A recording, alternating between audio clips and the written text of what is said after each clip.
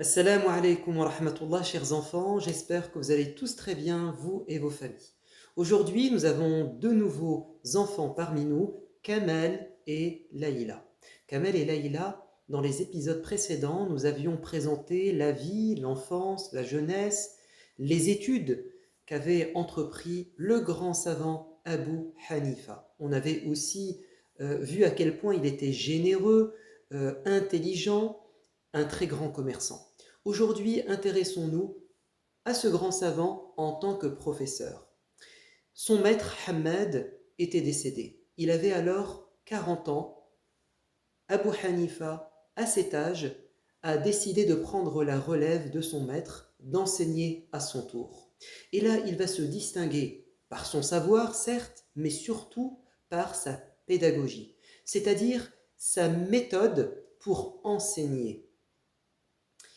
Commençons donc par ce point-là. Il a apporté deux nouvelles choses dans la manière d'enseigner la religion. On va écrire la première invention, c'est la dialectique.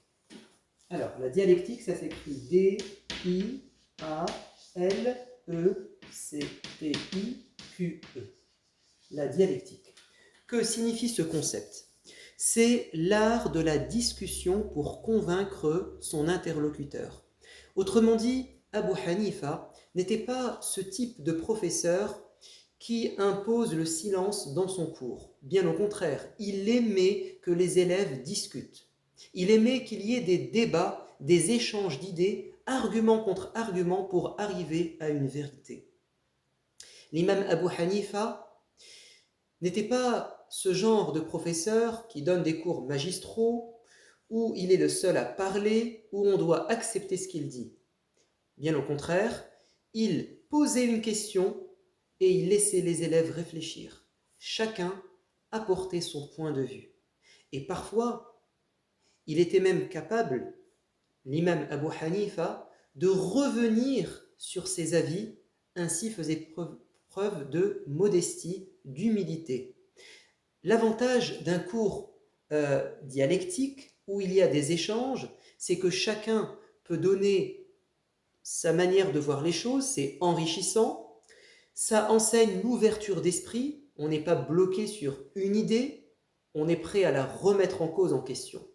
L'imam Abu Hanifa avait une quarantaine d'élèves qui étaient ses spécialistes, les élèves les plus intelligents, les plus réguliers, ceux qui avaient été bien formés, afin qu'il n'y ait pas de brouhaha, que la dialectique ne se transforme pas en anarchie, en chaos, en cacophonie.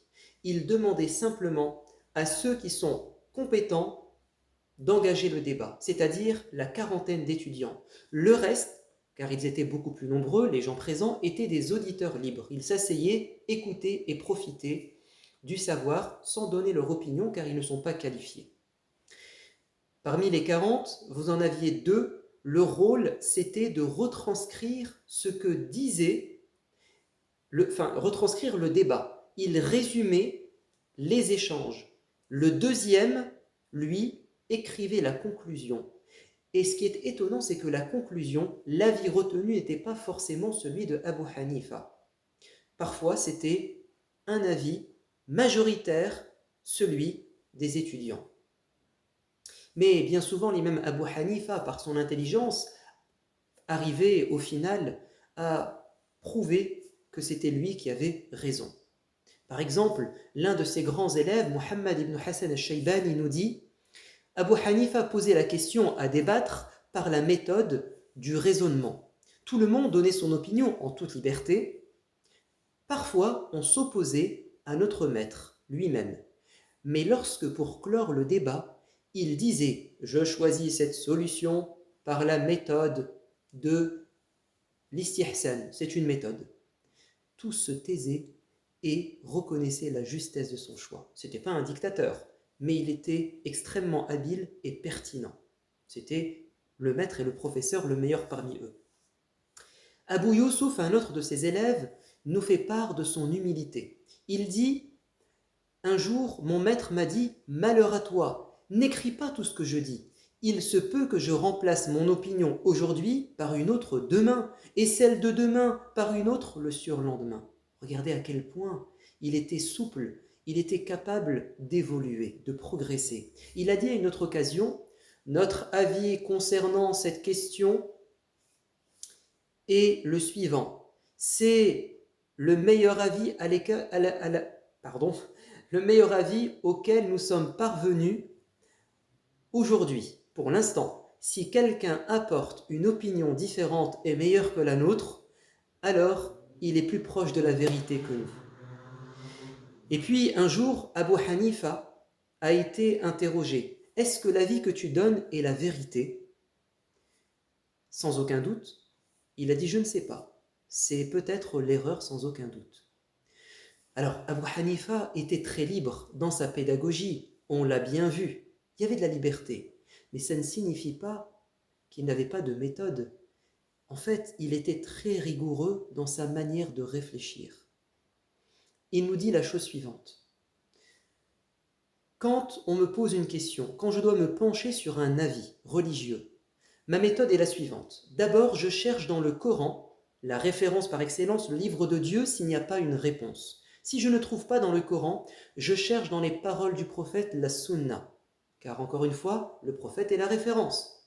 Si ni dans le Coran, ni dans les paroles du prophète, la question n'est abordée, alors je m'intéresse aux avis des compagnons qui sont plus compétents que lui. Et si les compagnons sont d'accord sur un avis, je ne vais pas m'en écarter. Si les compagnons n'ont pas abordé la question, alors je m'intéresse à ce qu'ont dit ceux qui ont été éduqués et formés par les compagnons, mais lui, il en faisait partie. Il faisait partie de cette génération qui a connu ceux qui ont été élevés, éduqués par les compagnons. Donc il était au même niveau qu'eux. Il dit, si je ne trouve pas d'avis qui fait consensus, unanimité entre les compagnons, je vais donner mon avis personnel comme les autres ont donné leur avis personnel, c'est-à-dire ils ne sont pas forcément meilleurs que moi. Donc on voit bien que sa liberté était accompagnée d'une rigueur scientifique dans sa manière d'aborder les questions. Nous avons dit la première nouveauté dans l'enseignement, c'est la dialectique. La deuxième nouveauté, c'est la spéculation. Spéculation. Que signifie ce nouveau concept? La spéculation, c'est le fait. Alors c'est une méthode de réflexion, plus de discussion mais de réflexion. C'est le fait de se prononcer sur des questions qui n'ont pas encore eu lieu. C'est-à-dire des cas de figure probables mais qui ne sont pas encore réels. En fait, c'est une manière d'anticiper, une manière de se projeter dans l'avenir pour trouver des solutions à des problèmes futurs qui vont sûrement se présenter. Et ça, c'était totalement nouveau dans l'enseignement de la religion. Il invitait ses élèves à faire preuve d'imagination, de réflexion, d'anticipation. C'était très fort de sa part. Il était un moderniste, un progressiste. Et d'ailleurs, ça a même perturbé les savants de son époque qui ne comprenaient pas pourquoi. Un jour, il a eu une discussion avec un grand savant qui s'appelle Qatada. Il lui a dit « Oh Qatada, imagine-toi ce cas de figure. Une femme, son mari est parti en voyage. Et pendant plusieurs années, il n'a pas fait réapparition. Alors, pensant qu'il était mort, elle s'est remariée. Et puis un jour, son premier mari arrive. « Oh Qatada, qu'en penses-tu? Est-elle toujours mariée à son premier mari ou bien au deuxième, au nouveau ?» Qatada va lui dire « Mais est-ce que ce cas s'est déjà présenté ?» Et il lui a dit « Non. » « Mais pourquoi poses-tu la question ?» Abu Hanifa de répondre « Afin d'être prêt le jour où ça se produira. » Ça, c'était de l'intelligence de sa part. Abu Hanifa, comme nous venons de le voir, était un grand pédagogue, un enseignant émérite. Passons maintenant à sa relation avec ses étudiants. Souvenez-vous, Abu Hanifa a eu un maître, Hamad, qui pendant des années a pris soin de lui. Il l'aimait énormément. Il y avait une proximité, une attache forte entre le professeur et l'élève. Ainsi, devenu professeur maintenant, Abu Hanifa se montrera aussi doux, aussi proche avec ses étudiants. Il les connaissait par cœur. Il connaissait leurs noms, leur vie de famille. et il n'hésitait pas, puisqu'il avait de l'argent, c'était un riche commerçant, à financer les études de ses élèves, voire même à payer leur mariage. L'imam Abu Hanifa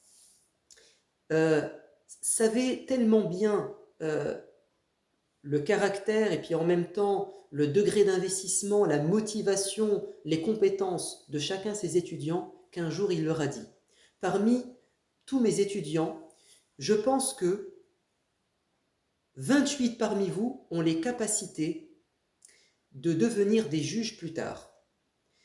Et puis ensuite, il y en a 6 qui, eux, feront des fatwas. Ils émettront des avis religieux, ils sont meilleurs. Et puis il y en a 2 qui se distingueront du reste. Youssouf et Zofar, eux, vont exercer le métier de contrôleur des juges et contrôleur de la fatwa. C'est-à-dire, ils seront encore plus haut placés.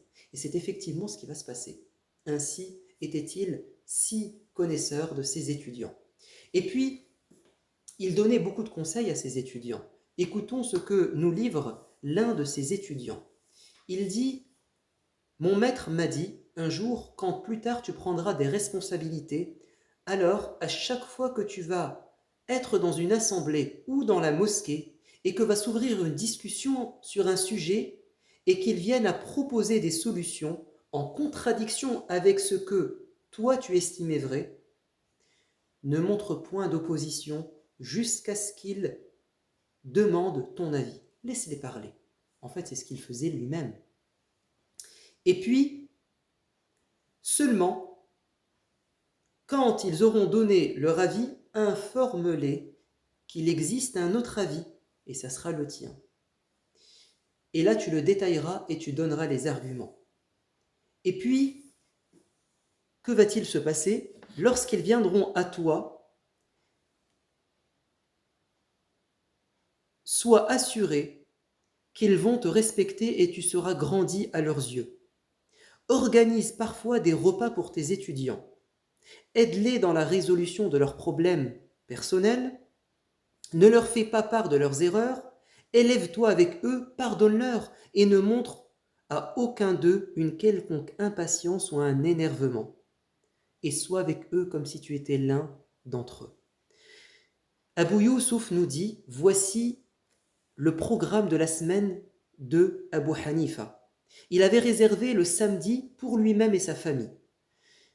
Quant au vendredi, c'était le jour de la prière et le jour où il invitait ses étudiants à manger chez lui. Et le reste de la semaine, il travaillait du matin jusqu'à peu près midi dans le commerce, son magasin, et ensuite il enseignait. Et puis enfin, un jour, il a donné une belle leçon à Abu Youssouf, l'un de ses meilleurs étudiants, qui avait cru penser qu'il était devenu au même niveau que son maître. Et donc, il a formé un cercle avec ses propres étudiants. Il a quitté en fait la classe pour aller devenir professeur. D'ailleurs, cela vous rappellera sûrement, si vous avez vu les vidéos précédentes, ce qu'a fait Abu Hanifa avec son maître Ahmed. Bref, Abu Youssouf était en train d'enseigner quand un élève est venu le voir. Et en fait, cet élève, il a été envoyé par Abu Hanifa pour lui poser une colle, c'est-à-dire une question piège. L'élève va dire: oh Abu Youssouf, voici un cas de figure qui me perturbe. Il y a un couturier qui a reçu son client. Son client lui a donné une pièce de tissu, une étoffe, en lui disant: je veux que tu en fasses une tunique. Ils se sont mis d'accord sur le prix, et quand le client est venu après une semaine, le couturier a dit: non, mais je n'ai rien fait, ce n'est pas vrai, alors qu'il avait empoché l'argent, 2 dirhams. Et puis, après une autre semaine, le client va revenir à l'attaque en lui disant: rends-moi mon argent ou donne-moi ma tunique. Et là, il va reconnaître et lui donner la tunique. La question est la suivante: ô Abu Youssouf, est-ce qu'il mérite les 2 dirhams ou pas? Abu Youssouf réfléchit, il dit: oui, il mérite les 2 dirhams. Et l'élève de dire: non, c'est faux. Abu Youssouf, étonné, réfléchit de plus belle en lui disant: oui, tu as raison, il ne mérite pas les 2 dirhams. Et l'élève lui dit: tu as encore tort. Et là, il a compris que c'était une question piège. Et il a compris qu'il devait retourner chez son maître Abu Hanifa. Et quand il s'est assis auprès de son maître, Abu Hanifa lui a dit « Je vais te donner la réponse. » Si le couturier, quand il a fait la tunique, il a commencé son travail, il avait l'intention de le faire pour son client, alors il mérite les 2 dirhams. Même si par la suite, il a eu ce mauvais comportement. Mais si dès le départ, quand il a travaillé, il faisait cette pièce, ce vêtement pour lui-même, et par la suite il l'a donné au client, alors il ne mérite pas les 2 dirhams, car il l'avait fait pour lui et non pour le client. C'est-à-dire, en fait, il était dans une intention de vol. Voyez comment Abu Hanifa connaissait ses étudiants, était proche de ses étudiants, les accompagnait, les éduquait. C'était un pédagogue, un éducateur avant d'être un professeur. Nous n'avons pas fini la vie de Abu Hanifa, mais je vous dis à bientôt. Avant cela, que signifie Layla? Layla, ça signifie la nuit en arabe. Et Layla bintul Khatim était la première femme à Médine qui est venue prêter serment au prophète bien-aimé. Et dit-on qu'elle s'est proposée pour se marier avec le prophète de l'islam, mais au final, le mariage n'a pas eu lieu. Quant à Kamel, ça signifie la perfection. Alors, on ne peut pas s'appeler El-Kamal, la perfection par absolu, parce qu'on n'est pas parfait totalement. Par contre, Kamel, c'est la perfection humaine, et on peut atteindre une perfection humaine. Le prophète de l'islam a dit, beaucoup d'hommes ont atteint El-Kamal, la perfection au niveau de la foi, au niveau du bon comportement. Évidemment, les prophètes et d'autres hommes également. Donc, soyez fiers de vos prénoms, Layla et Kamel, et je vous dis à bientôt. Wassalamu alaikum wa rahmatullah.